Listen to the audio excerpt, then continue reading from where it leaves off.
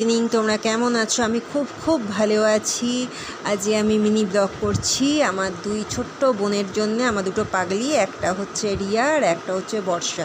বর্ষা হচ্ছে ব্যাঙ্গালোর থেকে এসেছে, রিয়ারই বন্ধু, কিন্তু আমার দুটোই ছোট মিষ্টি বোন, আর ওদের কথাতেই করছি। আর বর্ষাকে আমি বেশি দিন চিনি না, ফোনেই কথা হতো, কিন্তু এই যে সেদিন এসেছিলো মনে হয় যেন কত বছর চেনা। আর রিয়া তো একটা পাগলি, ওদের দুজনেরই করছি, কথাতেই করছি। আর দেখি জিনা কোথায় শুয়ে পড়ে আছে। জিনা দেখো কেমন একটা, কিচ্ছু নেই, খাবে না, শুয়ে পড়ে আছে সকাল থেকে, বদমেশি না। চলো আমি যাই রান্নাঘরে। মটর তো সকাল থেকেই সেদ্ধ করে রেখে দিয়েছি, আলুও কেটে রাখা, সব কাটা রয়েছে। মশলা ভাজতে ভাজতে একটু রিলস করি। আর কি রান্না করছি সেটা তো বলা হয়নি। মাটনের চর্বি দিয়ে চানা মশলা করব।